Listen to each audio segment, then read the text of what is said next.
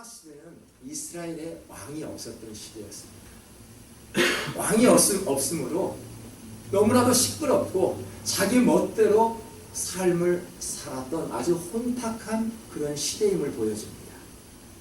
이때 하나님은 사람을 세워서 이스라엘을 구원하게 하시는 그런 역사를 보여주지요. 그런 사람을 사사라라고 이야기합니다. 본문의 첫 시작은 이스라엘의 강력한 지도자 여호수아가 죽었다라고 시작을 합니다. 그들 모두가 의지했던 여호수아가 죽자 더 큰 어려움에 빠졌습니다.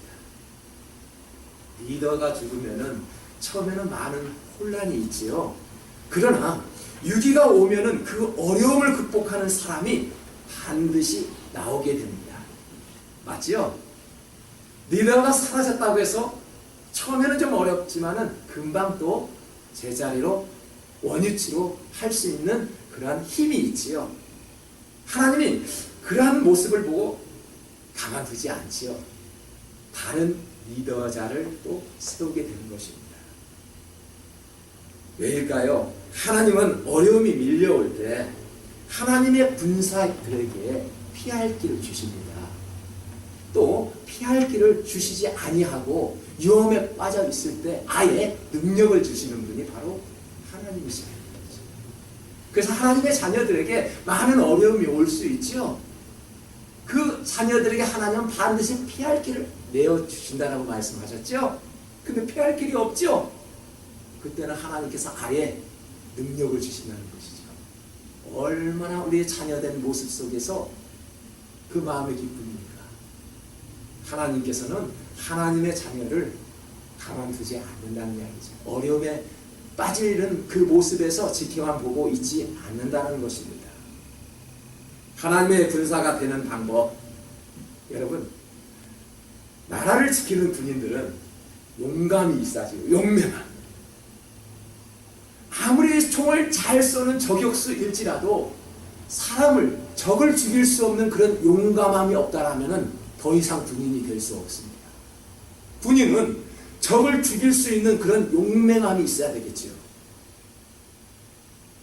하나님의 군사가 되는 방법도 마찬가지입니다. 하나님의 군사라면은 용기가 있어야 됩니다. 그게 무엇인지 아십니까? 하나님의 군사가 되는 방법, 그 용기가 바로 우리에게는 기도입니다. 기도의 능력이 있어야 한다는 것입니다. 1절을 한번 볼까요? 여호수아가 죽은 후에 이스라엘 자손이 여호와께 여쭈어 이르되 우리 가운데 누가 먼저 올라가서 가나안 족속과 싸우리까? 지도자가 죽으니까요, 누가 먼저 올라가서 적군과 싸우겠냐는 이야기예요. 여러분, 이렇게 그룹이 있어요. 지도자가 죽었어요. 누가 먼저 나를 따르라, 누가 먼저 십자가를 낼까 지금 고민하고 있는 중입니다. 하나님 앞에 지금 강력한 지도자 여호수아가 죽었기 때문에 누가 가서 적군과 함께 싸우겠느냐, 지금 이 기도를 드리는 것입니다. 지금 이스라엘 백성은 아주 강력한 위기를 맞고 있다는 이야기죠. 아주 어려움에 지금 빠지고 있다는 이야기죠. 그러나 위기는 누구에게나 찾아옵니다. 기도하는 사람들에게도 찾아올 수 있고요, 열심히 주님의 일을 하는 그런 성도들에게도 얼마든지 찾아올 수 있다는 것입니다. 그런데요, 위기는요 곧 기회라는 말이 있죠. 가장 어려울 때 그게 바로 터닝, 전환점, 다시 유턴할 수 있는 그러한 계기가 될 수 있다는 것입니다. 터닝 포인트가 될 수 있다는 이야기죠. 여러분, 그래서 우리가 위기를 맞을지라도 이것은 기회구나 라고 생각하면 틀림없을 것입니다. 이스라엘 백성은 이것을 알았지요. 그러기에 하나님 앞에 기도할 수밖에 없었습니다. 강력한 여호수아가 죽자 더 이상 누가 먼저 올라갈까? 하나님, 지금 하나님 앞에 호소하는 것입니다. 누가 먼저 올라갈까? 그러한 위기 속에서 걱정하기보다는 하나님 앞에 쓰임 받을 수 있도록 기도하는 것이 우선이라는 것이죠. 나라를 지키는 군인에게 용맹함이 있다라면 하나님의 군사에게는 기도가 있다라는 것입니다. 기도는 곧 강력한 힘이 될 수 있다는 거죠. 우리에게 무기는 힘이 아니라 기도 그 자체가 큰 힘이 될 수 있다는 것입니다. 유다는 순종하는 사람으로 하나님의 명령대로 올라간 사람이죠. 기도가 곧 강한 능력임을 알고 벌벌 떨고 있는 이스라엘 백성에게 하나님은 유다를 붙여주셨죠. 참 우리가 어려웠을 때, 어려움에 처해 있을 때 우리는 하나님 앞에 어찌하면 좋으니까요, 그렇게 기도하지 않습니까? 그럴 때 하나님께서 그 불쌍한 이스라엘 백성들을 보시고 유다를 붙여주셨다는 것입니다. 유다는 순종하는 그런 사람이었습니다. 하나님께 명령하는 그 말씀대로 따라 살았던 사람. 유다 족속이 그랬습니다. 2절을 한번 볼까요? 우리 다 같이 읽습니다. 여호와께서 이르시되 유다가 올라갈지니라 보라 내가 이 땅을 그의 손에 넘겨주었노라 하시니라. 아멘. 여러분, 사람들은요 어려움이 있을 때 움직이지 않으려고 합니다. 위기를 한번 맞아보십시오. 실망을 하고요 절망에 빠져버립니다. 이게 사람의 모습입니다. 그러나 사람들은요 행동하지 않고 이렇게 어려움에 처해 있을 때 이스라엘 백성처럼 기도를 하나님 앞에 드렸더니 하나님께서 해결책을 내려주셨는데 유다라는 사람을 붙여주셨지요. 그러니 어떻게 합니까? 유다를 붙여줬더니, 그 순종하는 그런 사람을 붙여줬더니 나중에는 전쟁에서 크게 승리한 것을 봅니다. 여러분, 유다를 볼 때 순종하는 능력을 가르쳐 주셨어요. 유다 족속은 순종하는 그러한 백성들이었습니다. 행동하지 않고 말을 앞세우는 모습, 그 모습을 하나님께서는 보고 싶지 않았습니다. 순종하는 사람을 세워주셨죠. 여러분, 하나님의 군사가 되는 방법은요 순종하는 능력을 키울 줄 알아야 한다는 얘기죠. 어떻게 순종하지 않고 하나님의 자녀가 될 수 있다고요? 나라를 지키는 군인들은 상관의 명령에 죽고 삽니다. 상관의 명령에 불순종할 때는 총살감입니다. 반드시 죽일 수도 있습니다. 특히 하나님의 군사에게는 순종의 능력이 있어야 합니다. 순종하는 자에게는요 말씀이 임하고요, 순종하는 자에게 더욱 하나님의 기도를 들으시고 순종하는 자에게 하나님께서 분명히 복을 내려주신다라고 말씀하셨습니다. 하나님의 명령에 순종하는 사람이 다음 세대를 책임질 수 있도록 그들에게 맡겨주신다는 것입니다. 하나님의 군사는 남을 의식하지 않거나 배려하지 않고 혼자 하지 않지요. 정말로 참된 지도자를 한번 보십시오. 자기 혼자 일을 하지 않습니다. 나누어서 일을 하지요. 느헤미야도 그랬지요.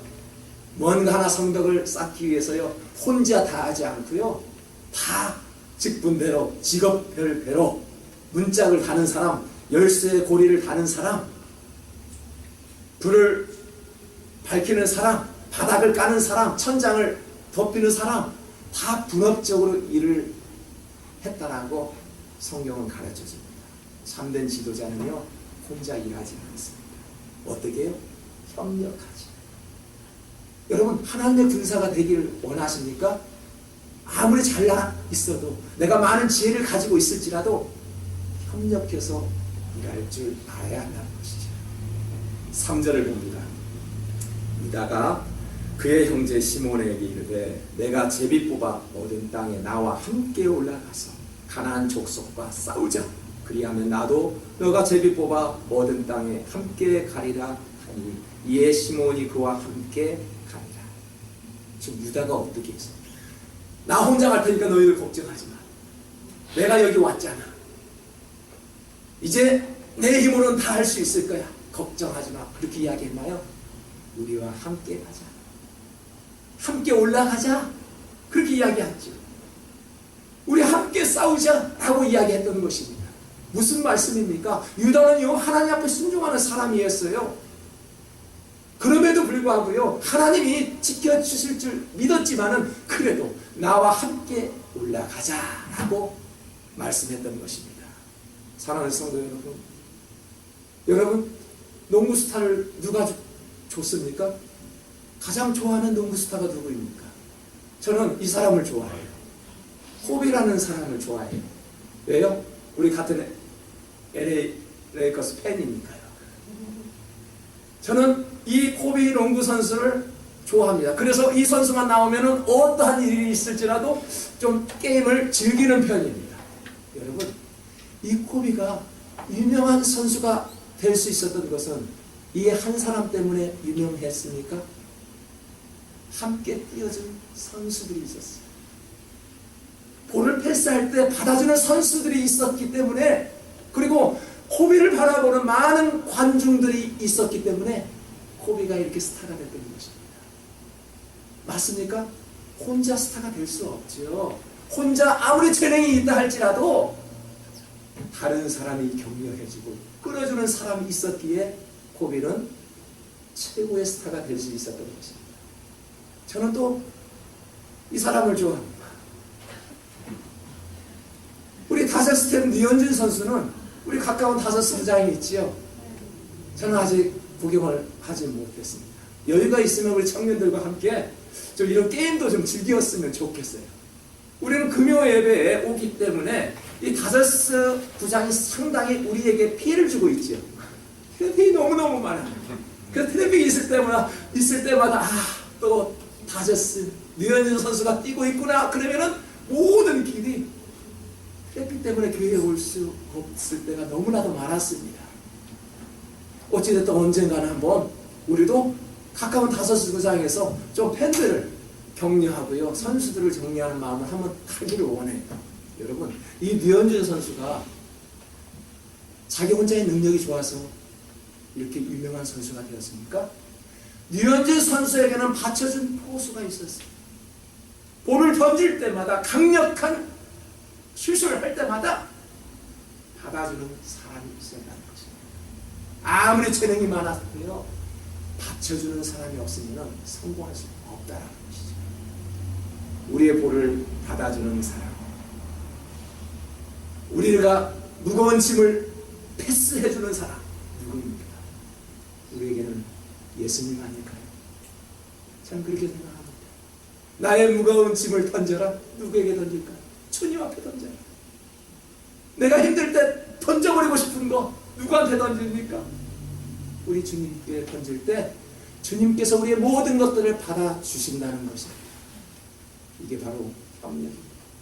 신앙생활은요, 나 혼자 할 수 없는 것입니다. 성도들이 여러분을 위해서 기도하는 거 협력하는 것이죠. 내가 기도 열심히 해가지고 내가 잘 됐다고요? 여러분을 위해서 기도하는 성도들이 반드시 있다는 것입니다. 그리고 그 기도를 들으시는 주님이 지금도 살아계신다는 것입니다. 사랑하는 성도 여러분, 오늘 금요 예배, 우리는 이 시간이 가장 값진 시간입니다. 기도하는 시간만큼 값진 시간이 없다라는 것이죠. 전도서 4장 12절을 한번 봅니다. 다 같이 읽을게요. 한 사람이면 배웠거니와 두 사람이면 맞설 수 있나니 세 겹줄은 쉽게 끊어지지 아니하니라. 아멘. 무슨 말이에요? 혼자 할 수 없다는 이야기예요. 여럿이 함께 생활해야 할 줄 알아야 합니다. 혼자 살 수 있다고요? 사람이 없어보세요. 외로워요. 혼자 사시는 분 계십니까? 외롭지요? 맞아요. 아무리 우리 주님께서 나의 친구가 되어주신다 할지라도 하나님께서 서로 사랑하며 이웃을 붙여주셨다는 겁니다. 성도들을 붙여주셨다는 것입니다. 좌우 앞뒤에 계시는 성도님들, 나에게 가장 귀한 하나님께서 주신 그 직분자들이에요. 소중히 여기야 합니다. 올 때마다 안아주고요, 어른이라면 인사하고요, 딸 같으면은 격려해주고 힘을 줄 줄 아는 그런 성도들이 되어야 한다는 거죠. 오늘 하나님의 군사로 살아가는 저와 여러분에게 위기가 오거든 먼저 기도하시기를 주님의 이름으로 축복합니다. 아무리 어려운 상황일지라도 하나님 앞에 순종하며 살아가시기를 주님의 이름으로 축복합니다. 아무리 어려울 때일지라도 서로 협력하며 서로가 기도할 줄 아는 선한 믿음의 성도들 모두가 되시기를 예수 그리스도의 이름으로 축복합니다. 아버지 하나님.